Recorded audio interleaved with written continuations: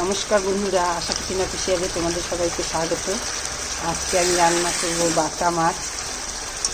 বাটা মাছের রেসিপিটা তোমাদের সঙ্গে শেয়ার করবো। তো ভিডিওতে স্কিপ না করে প্রথম থেকে শেষ পর্যন্ত দেখতে থাকো। তো চলো বাটা মাছের ভিডিওটা শুরু করি। এখানে পোস্ত আছে আর আমি এখানে সাদা সর্ষা নিয়ে নিচ্ছি, তো বেটে নিচ্ছি। সঙ্গে দুটো কাঁচা লঙ্কা দিচ্ছি। এখানে বাটা মাছ আছে, বাটা মাছটা আমি কেটে ধুয়ে পরিষ্কার করে নিয়েছি। নুন হলুদ মাখা আছে। আর এখানে কড়াই বসিয়ে দিয়েছি, কড়াইটা গরম হবে, মাছটা ভেজে নিব। 2 কোয়া রসুন দিচ্ছি, বেশি দিব না। 2 কোয়া রসুন দিলে গন্ধটা খুব ভালো হবে। কড়াই গরম হয়ে গেছে, তেল দিয়ে দিচ্ছি।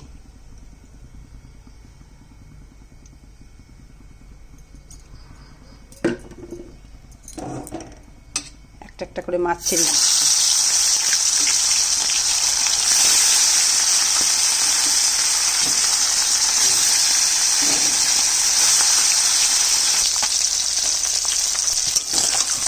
এক পাশ ভাজা হয়ে গেছে, আরেক পাশ উল্টে দিচ্ছি।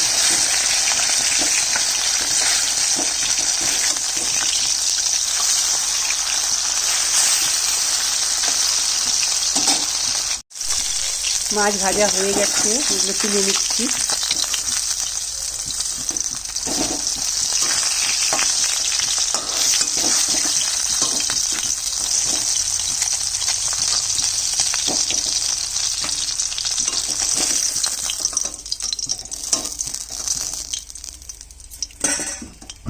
আর 4টা আছে, এটা ভেজে নিচ্ছি।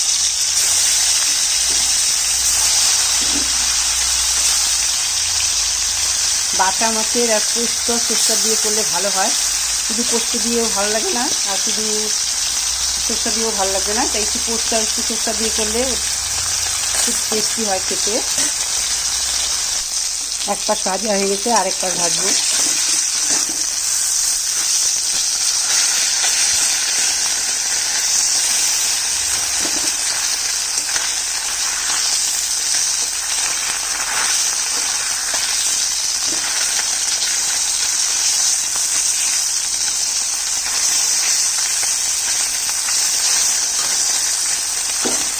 মাছটা তুলে নিয়েছি, আর 2 টেবিল চামচ তেল দিয়ে দিলাম।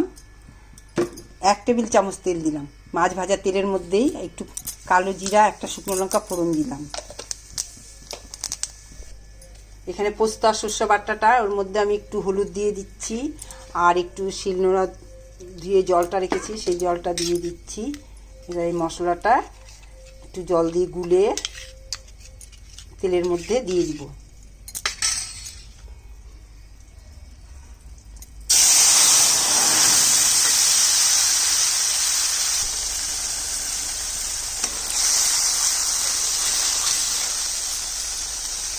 আর একটু জল দিয়ে দিচ্ছি। এই যে শিলনোড়া দিয়ে যে জলটা রাখলাম, সেই জলটা দিয়ে দিলাম।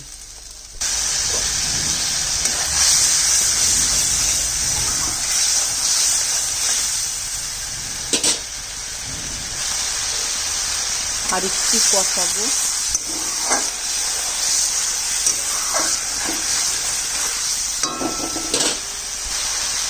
এবার স্বাদ মতো নুন দিচ্ছি।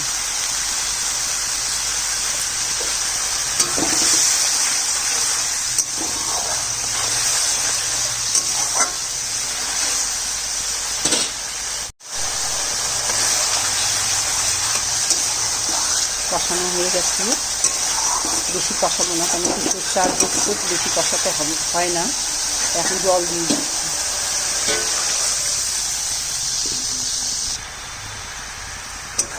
ঝোলটা ফুটে গেছে, এবার মাছ ভাজাটা দিয়ে দিচ্ছি।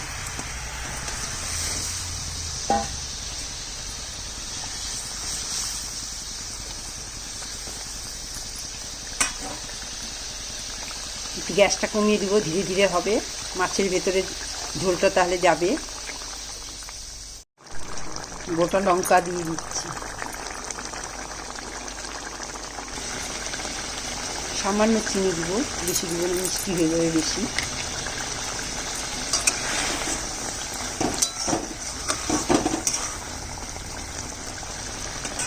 এবার দিয়ে দিচ্ছি সর্ষের তেল, কাঁচা তেল দিয়ে দিলাম 2 টেবিল চামচের মতো।